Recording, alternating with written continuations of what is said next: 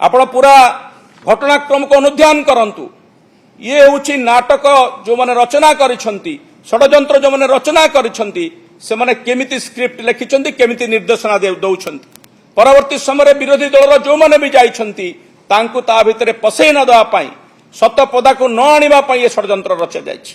आउ से षड्यंत्र मास्टर माइंड होउछंती बालेश्वर सांसद प्रताप षडंगी, जे आरंभरू याकु दिगहरा करबा को चेष्टा करछंती। सीए प्रत्यक्ष भाव में संपृक्त कि नुहे से कथा तदंतर जना पड़िबो, परोक्ष भाव तो संपूर्ण भाव में संपृक्त।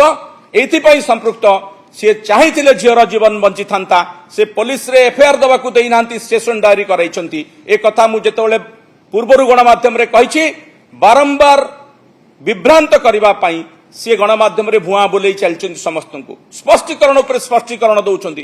कोन ना मोर ग्लानी नाही, मु प्रवचन देछि, मु ताको बुझेई देछि, मु रामायण महाभारतर गप कहिछि, मु सौम्याश्री को बुझेई देइथिली, तथापि से कौन करदेला, मु कौन करिबी। आपण जने सांसद, आपण जने ज्ञानी व्यक्ति बोली निजको कहंती, आपणकर साधारण ज्ञान कुआडे गला जे आपण गोटे झीर जीवन रक्षा करिया पई सर्वनिम्न पदक्षेप नहीं पारले नाही। पुलिस को तू तत्क्षणात कार्य करबा पई न देई ताकू रोकिले, सेति पई आपण षड्यंत्रकारी, सेति पई आपण अभियुक्त हवा दरकार। आपण को तदंत परिसरभुक्त हवा जरूरी बोली आज मध्य मु आपण मानक जरिया रे दाबी करछि। जदि सरकारंकर सत्साहस अछि, जदि प्रकृतर सत को जानिबा पई बा सत को सामना को आनिबा पई साहस अछि, आग प्रताप षडंगी को तदंत परिसरभुक्त करा जिबा दरकार, क्राइम ब्रांच ताकू पचरा उचरा करा जिबा दरकार।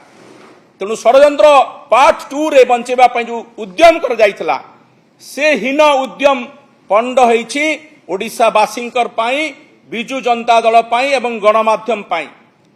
जेतले बिजु जनता दल या विरुद्ध रे रास्ता को ओल्लैला, आंदोलन कला, लोकसभा भवन घेरिला, बालेश्वर बंद डाकरा देला, छात्र माने आंदोलन को ओल्लैले, सेते बेले भयभीत हेकरी विचलित हेकरी सरकार जो घंट घड़ेबा को उद्यम करुथिले, जेतले देखिले तांकर नेडी गुड़ कोहणी को बही गलानी, जेतले देखिले जे ये बालेश्वर पीड़ितांक ताती, बळंगा पीड़ितांक ताती मिसिकरी तांकर सिंहासन टळमळ होई गलानी, शासन व्यवस्था भूसुड़ी पड़िबा भलिया अवस्था सृष्टि हेलानी, सरकार चली जिबा भलिया अवस्था सृष्टि हेलानी। से माने बाध्य होई दुई जण जो चुना माछ बोली कहती छोट माछ को सामना को छाड़ी, जो माने एथिरे संपृक्त आरंभ रुथिले, जाको प्रथम दिन अरेस्ट करा जिबार थिला, से मानकु से छोट माछ को आगो गिरफ्त करा जायछि।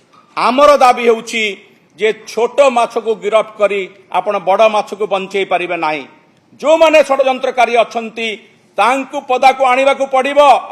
आपण क्राइम ब्रांच तदंत करंतु कि जहाँ भी करंतु, जदि जो पर्यंत ए षड्यंत्र जो माने संपृक्त तांकर मुखा न खोलिछि, बिजु जनता दल आपण को छाड़िबो नाही, लोकंक पाखक जीवो एवं लोके तार विचार करिवे। 4.5 कोटी ओडिशावासी जो माने जानि सारिछंती जे सौम्याश्री मरी नाही, सौम्याश्री आत्माहुति देई नाही, ताको आत्माहुति दवा को बाध्य करा जायछि, ताको हत्या करा जायछि। आ मुख्य षड्यंत्रकारी होउछंती भारतीय जनता पार्टी, मुख्य हत्याकारी होउछंती एबीवीपी, तार हिसाब दवा को पड़िबो।